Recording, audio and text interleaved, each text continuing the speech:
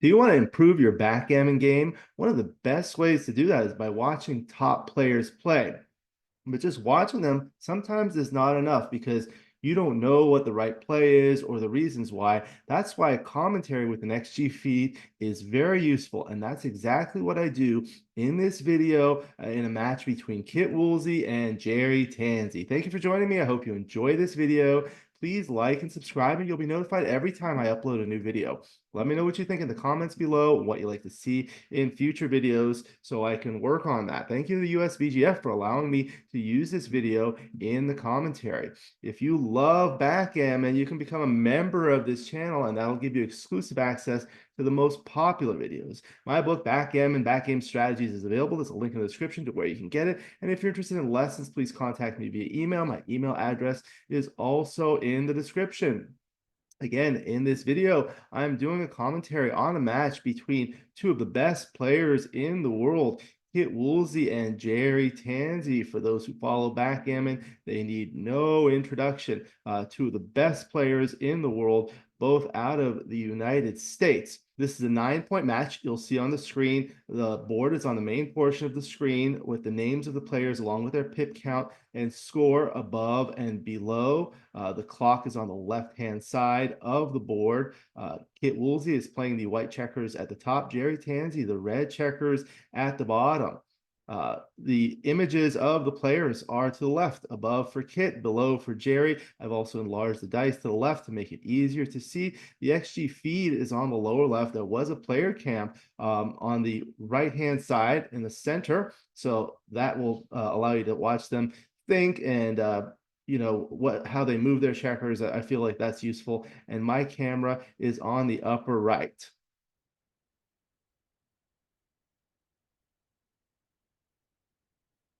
Here we go. 5-1 for Gerry. Splits the back checkers and plays one down. 9-point match, 18 minutes on the clock. Double five. This is a traditional blitz with a 12-second delay. So he makes the ace point on head. 25% of the time, Gerry will dance. He did just that with a 6-3. Now Kit's looking at double. So this is a standard reference position. This is a small no double. If the checker on the 23 were on the 20, it would be a double. Small no double to take. 6-4. This is what you want to do when you're blitzing. You kind of go all out. Now he's going to want to try to bring more checkers in the zone. Gerry needs a 5 or a 4 to come in. 5-1. One of the issues with these blitzes is if they fail, you have all these checkers low in your board. So he splits the back checkers. XG preferred safetying it so you don't leave shots with 5-2, 4-2, 4-3. 4-1 will anchor. 6-4. So he'll cover that blot with a 6 and then step up 24-20.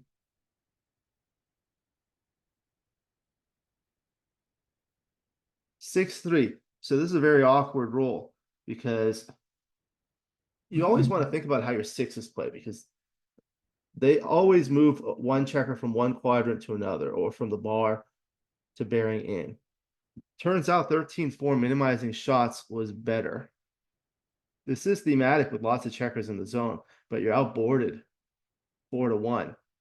So 5-4 comes in with both, hits the checker now. Gerry needs a 5 or a 4 to come in. Doesn't get it. It's a 3-1, wrong 4. That's a 4-3. So all the top plays are close.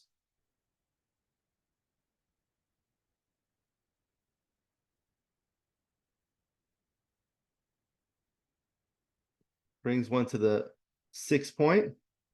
Gerry's looking for a 5 or a 4. No, doesn't get it. Double 2, still on the bar. Now Kid has the initiative. 6-4. Okay, so he'll come around somehow like that. That does duplicate the 5s that come in and that hit. So again, looking for a 5 or a 4 to come in. No, he doesn't get it. He gets a 6-3. Now with the 3-2, okay, so he makes the 4-point. Now only 5s come in, 11 numbers as opposed to 20. 5-2, some good, some bad. He comes in, but he can't afford to hit. That would be too dangerous. Because Gerry has a 1-point board against a 5-point board, and Gerry has a blot on his board. Yeah, he has to play relatively safe like that, only leaving indirect shots. 5-2, that hits. All right, so Gerry needs a 5 to come in. Kid's got a lot of gammons here, but that saved a bunch. 5-4, so he'll cover, make that liability on the 2-point into an asset. 6-1, so consolidate things, only leaves a 5. 4-2 and 3-1, that's 15 numbers that hit. Doesn't get it. Didn't mention they're playing on a beautiful gammoner board. These ones are a pleasure to play on. 5-2 makes the 8-point, duplicates the ones that hit and cover. He rolls a double one, so that's 1, that's 2, and it looks like making the bar point is better because it blocks the 6-1 and 4-3.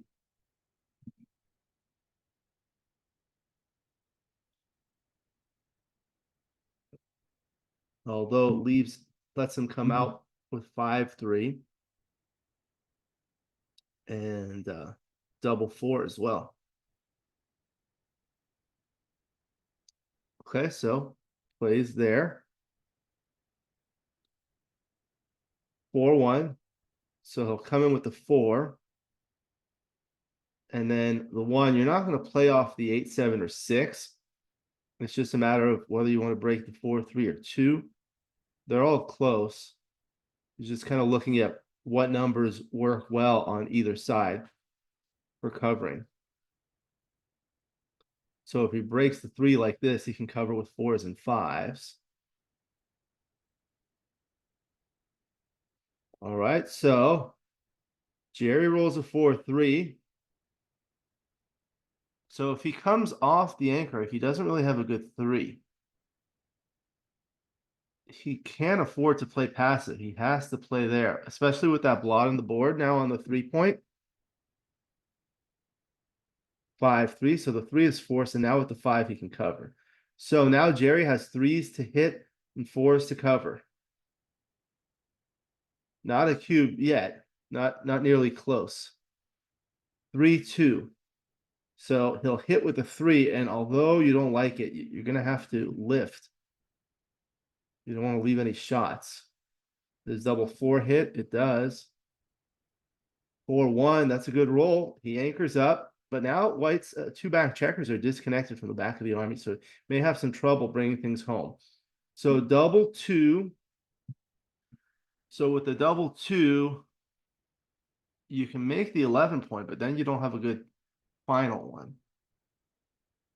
And it looks like the idea is to play 11 to 5, safetying that blot and creating a builder on the 5-point. Keep that checker on the 12-point back and just play 17 to 15 with the final one.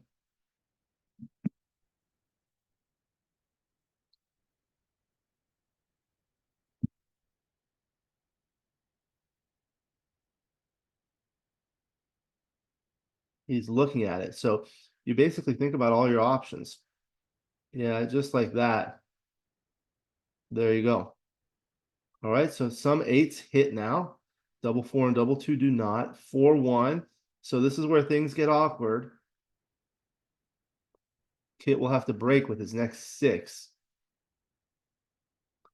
6-1. So yeah, he's gonna have to break with the 6. If you play making the 14-point like this, now the 6-4 becomes an anti-joker.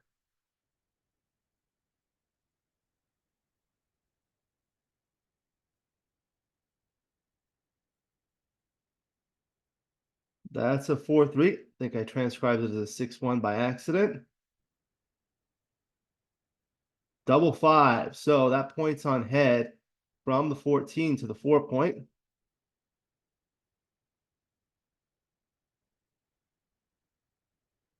Now Kit's on the bar. 5-3 is completely forced, comes in. Oh no, it's not completely forced. He plays there. Okay, so now he can hit with fours on the other side and fives and twos. So this is a borderline no redouble. He does. It's a comfortable take. 6-1, so he cannot hit. So there, and then slots. Looks like 5-4 is better in case you get a shot. You don't want to have to blot on the board. Kid's just looking to escape his last two stragglers. So that's a nice roll. The 6 comes out, 3 comes in perfectly. Looking for a 6-5. No, 6-4. At least it was close. So he's going to play the 6. He can't break the anchor. And with the 4, yeah, he'll have to do that. I'll have to clean things up.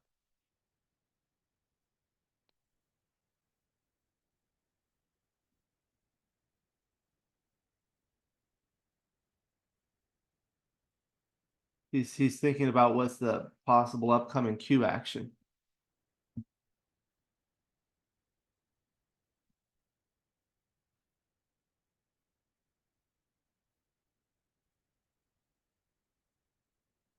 So now it's a redouble,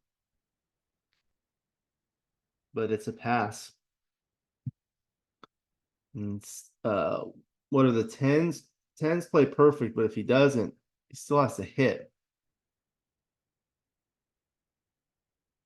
4-2, so there's the 4. And the 2, maybe he doesn't want to do that in case he rolls a double 6 next. Or a double 5. Just like that. Looking for a 7. Any 7 works. 4-1, that's not a 7. So looks like it slightly prefers not slotting the point in case you get a shot. 5-4 is a good roll.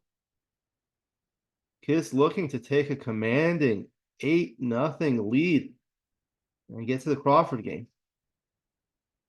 4-2 is going to run to the 14 point. 5-4 plays 2 off the 6 point.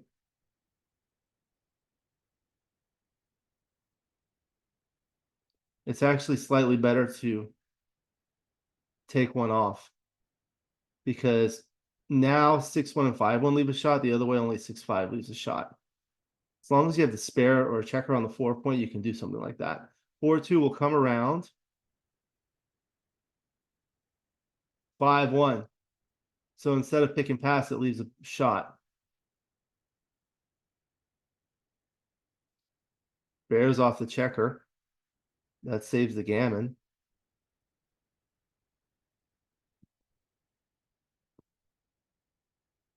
Needs an ace. Ace from space. No, it doesn't get it.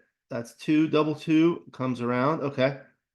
So now it's a simple race, and Kit is a huge favorite. Bears off 2 checkers. He's going to go ahead 8-0. 1 away, 9 away. Tell people the away score is more important than the absolute score. The absolute score here is 0-0 to 9, and after this game, it will be 8-0 in favor of Kit. So that refers to how many points each player has. The away score refers to how far away each player is from achieving the goal of winning the match. In this case, it's 9 points. With 8 points, you're 1 away from winning. 9 points, 0 points, you're 9 away from winning. So Kit's going to be up 1 away, 9 away. And it will be the Crawford game. The Crawford rule, named after John Crawford, states that when one player is within 1 point of winning the match, there's no doubling for one game. That's the Crawford game. After the Crawford game, if the trailer wins that game, the trailer may double at his or her first opportunity.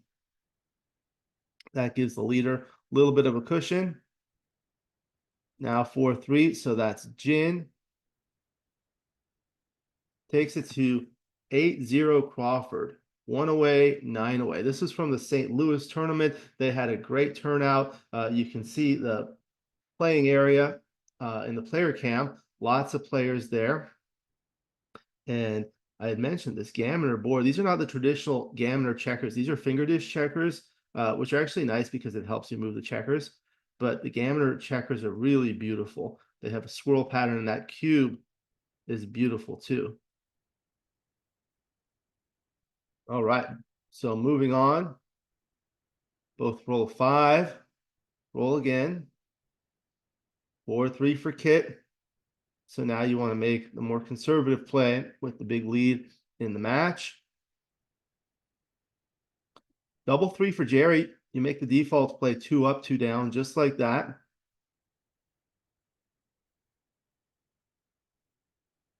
6-5.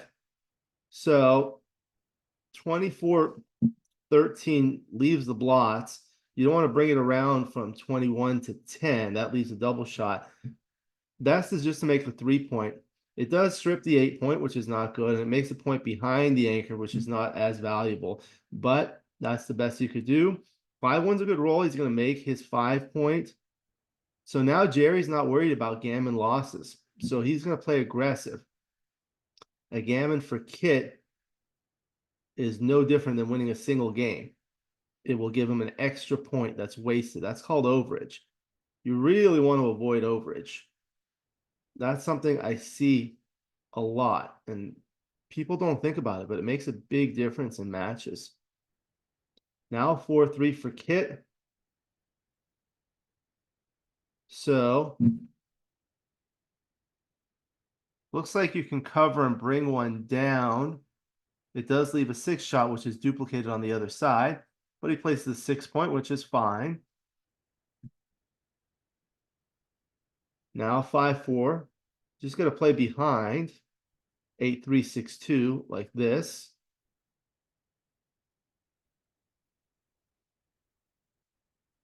6-5 for Kit.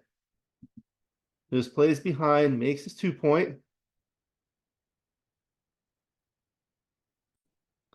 6-5 for Gerry.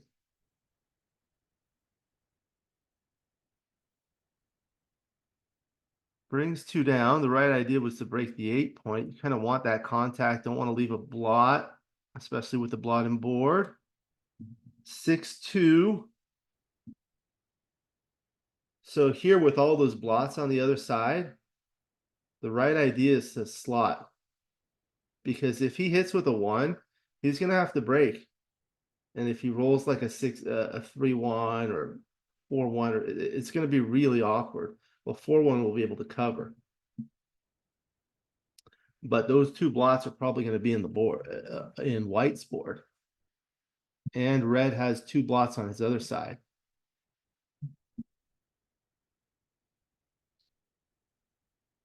You can see each time a player rolls, he has a 12-second delay before his time bank starts. So he does break the 8-point. And a 5-2. So he'll cover 8-3, and then safety that blot was 7-5.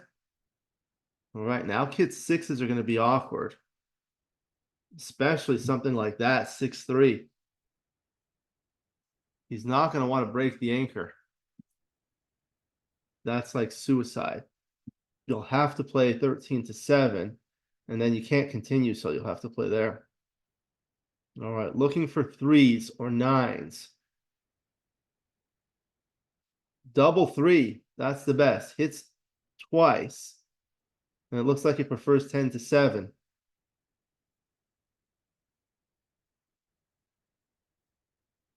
5-4 comes in with 1. Now, gammon at this score is not all that valuable for Gerry because it would take him to 2 points, which is 7 away. And that's not much more valuable than 8 away. 4-3, he comes around. 6-4 is forced. So at 7 away, if you double every game, and assuming no gammons, you win the first one to get to 5 away, the second one to get to 3 away, the third one to get to 1 away, and the fourth one to win the match. At 8 away, it's the same thing. The first one is 6 away, the second one is 4 away, the third one is 2 away, and the fourth one is winning the match. So it still takes 4 games. All you really lose is the free drop.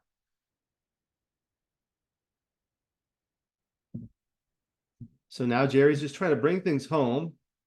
3-1. He's going to slot and bring that down. So now 6 or an ace can cover the 5 point. Trying to clear his 10 point now. 5-1 can't do it. So once you do the 5, you want to do that. So now the checker on the 8 point becomes a builder. Double 6 is blocked from the back. Only 1-6. 6 pips instead of 24. 6-4. So this is awkward because the 6 is forced. And then the 4 is blocked from there. So he'll have to play 5-1. Of course, he's not going to leave another block. Now, Kit needs a 4 or a 3-1 to hit. No, 2-1. He can make a 5 point board just like that.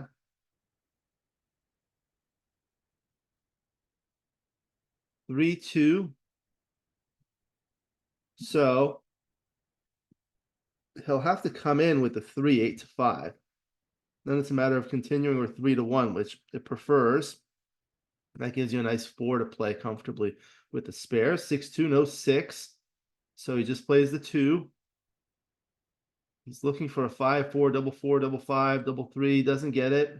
Even double 2 or double 1 would have been good. 5-2. Again, the 4 shot or 3-1. No, 5-2. We'll come out and cover.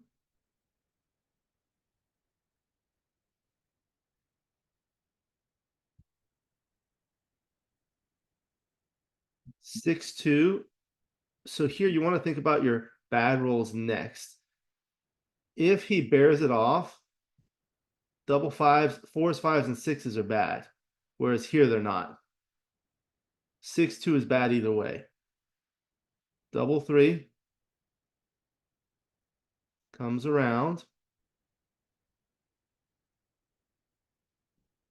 3-1 will bear off 2 checkers. Double 1, he'll have to break his board somehow.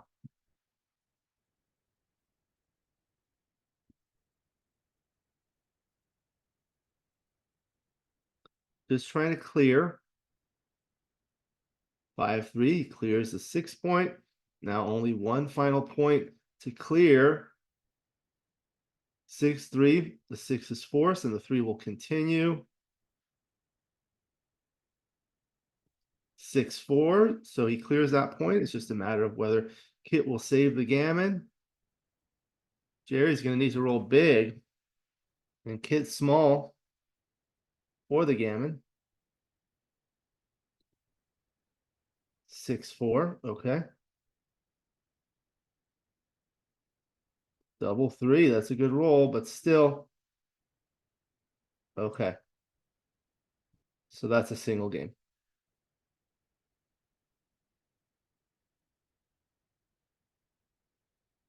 All right, 6-4 for Jerry. Makes the aggressive play, making the 2 point. You want gammons here, so that'll help. 3-1's a good roll. It's an automatic double, but a comfortable take after making the 5 point. 4-3. You've got to step up there.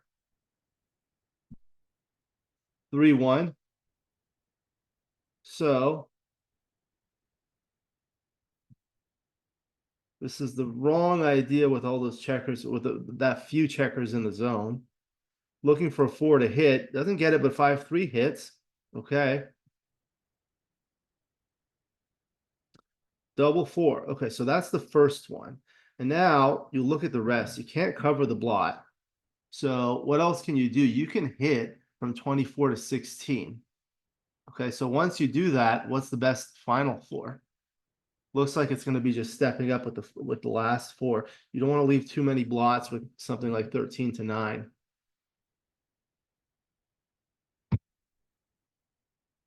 And Kit looks at all the plays in his mind. And one of the things that's useful to do is if the first one is forced from the bar, play that first because you're going to do that no matter what. And then look for 3 more. Finds the right play with the double 4. Okay, looking to hit back. Lots of blots. 3-1. Okay, so he can hit there on the 21 point. Now, Kit's on the bar. Double 6. Terrible. So now Jerry has the initiative. He's looking to hit with 1s, 2s, 3s, 4s. Gets a 5-1. So he'll hit with the 5. Now 2 on the bar. I'm sorry, he'll hit with a 1 and then he'll hit on his 5 with the 1. Bring 1 down. Now Kid has 2 on the bar, looking for a 5 to come in and hit. Gets it, 5-3. The 5 comes in and hits, and the 3 will come in. Now Jerry's on the bar against the 2-point board. Double 6 for him. Ha! That's what happened to Kid. He knows how he feels now. 6-3. Okay, so now you can hit loose. It looks like it slightly preferred making the 10-point. Still 2 on the bar. 6-5 again. That was a bad parlay for Jerry. 6-3 again. Now he can cover that point. Now Kid has the best 3-point board, the 4, 5, and 6 points. That's called the rack. That term was coined by Bill Roberti in his recent 3-volume series, How to Play the Opening in Backgammon, which I highly recommend. With the 5-4, he hits with the 5 and just consolidate. You don't want to leave too many blots. Looking for a 3 or a 1 to anchor. 6-1. So he had 2 on the bar. Double 1. So does it like the shifting play or the hitting loose? They're close.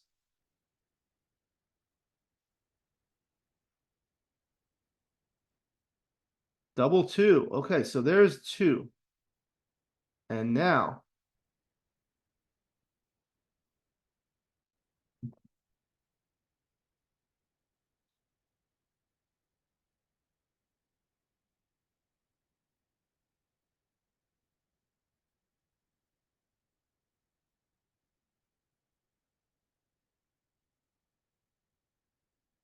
Now 6-5 is just trying to consolidate his blots. Looking for a 1 to hit. 6-3.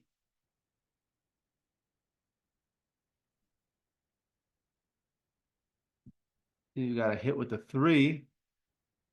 But these plays are close. Jerry owning the 2-point is a little awkward there. You really don't want to make the deep points when you have 2 anchors. 5-2. Looks like you want to hit and continue.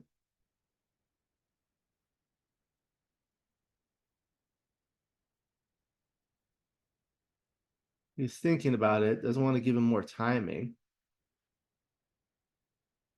Now looking for a 2-1 or double 1 to make that 23-point anchor to give him the 2-4 structure. Doesn't get it. Comes in with the 2. Now 8-5. You can hit. He's looking at it. He's trying to gain some timing. A 57 pip deficit is reasonable for a 2-4 game, but not the 1-4. The 1-4 is really bad. And not leaving any direct shots.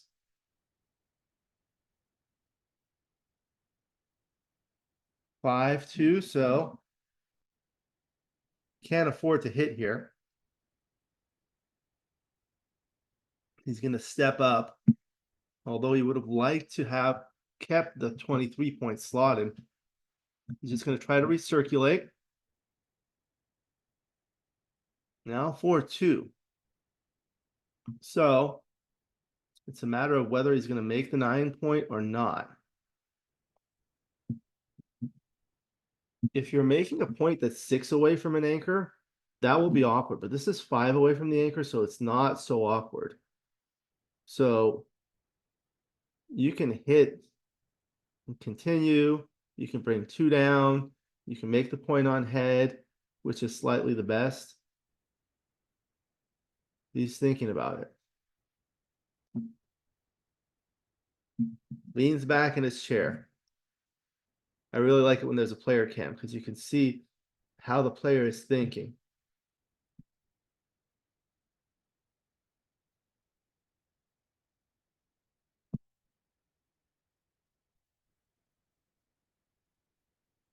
These are tough decisions because sometimes the play is a blunder, but as we can see here, the top plays are close, but you don't know that over the board. You're just always trying to make the best play every time. And he has plenty of time on his clock. So he can sit down and think about it.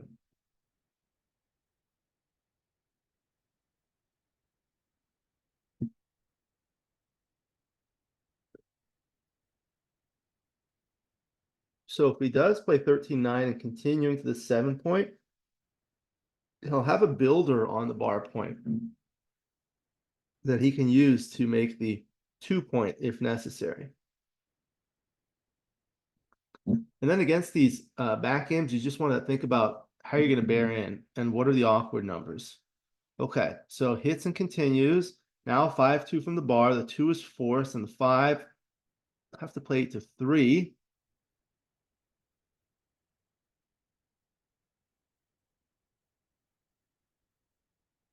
Six, 3. So you can clear the 16-point. Not really afraid to leave that blot there because Gerry has 2 blots in his board. So the only really good number is 6-2. Double 1. Okay, so this is where you have to make that 23-point anchor and cover. The 2-4 will get much better shots. When the anchors are 2 apart, that's what I call a single gap back game. There's a single gap between the 2 anchors. Much stronger in terms of generating shots in the opponent's bear end than the double gap ones. One time, I believe Neil Kazaros told me that Kit Woolsey's favorite back game is the 2-4 like this because you don't lose as many games and you get a lot of shots.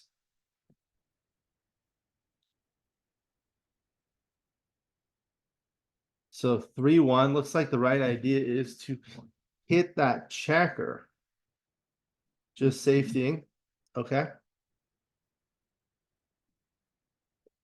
6-3 is going to maximize contact. He doesn't worry about gammon losses. It doesn't matter. So that's the 6, and he'll come down with the 3. That'll give him a 6 to cover on his 4-point.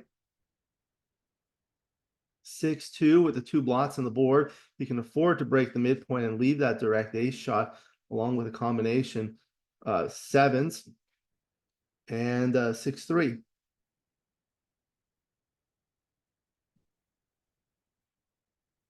So that's 6 more numbers and 11, 17 numbers. Almost half the deck hits, but there are 2 blots on the board.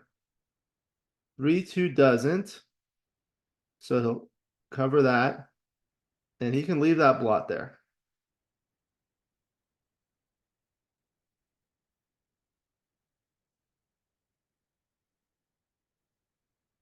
Six, 3. So there's the 6. And the 3, he'll play 6-3.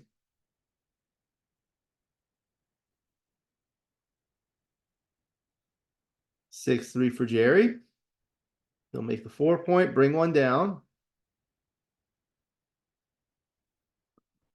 Double 6, so that clears that, takes care of that problem. So now,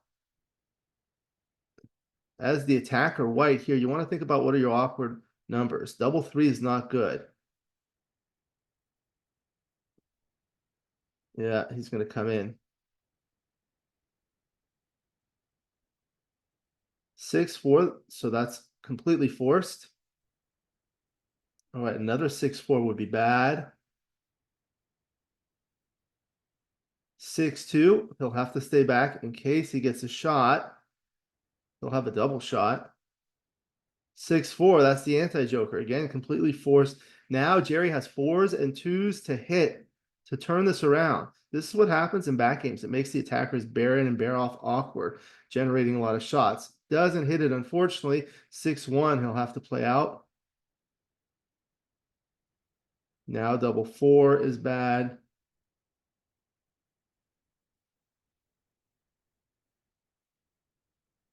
Double 3 would also be bad. 6-5 bears off 2 checkers. 2-1, he's going to slot the next point. Now Kit just needs to clear to win this match. So there's 2, and just keep going. you'll only have a single point to clear, although there'll be 5 checkers on it. So if you roll large double it, double 2 or higher, leave a shot immediately, or in 2 rolls, you may leave a shot.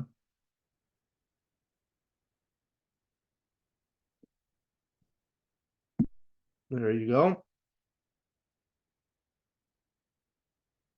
Now 4-3 for Gerry. I'm just going to bring it around.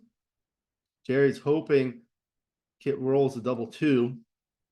Doesn't. 6-3. Bears off 2 checkers. 6-4. Makes the board.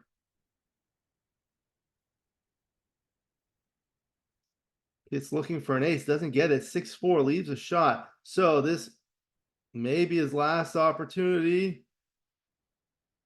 Double 5. He concedes the match. So he'll have to break there. And that was it. Congratulations to Kit Woolsey. Outstanding play by both, as expected. So this is one of the best things you can do. Watch the top players, look at the XG feed, and learn. You just look at the plays and see how they think about their play, see how they move, see how they double, see how much time they think. And actually having the player cam is very useful because you can see their facial expressions. So this was an outstanding match, again, from the St. Louis tournament in 2024. Thank you for joining me. I hope you enjoyed this video. Please like and subscribe, and you'll be notified every time I upload a new video. Let me know what you think in the comments below, what you'd like to see in future videos, and I'll work on it. Thank you to the USBGF for allowing me to use this video in the commentary. If you love backgammon, you can become a member of this channel. That'll give you exclusive access to the most popular videos.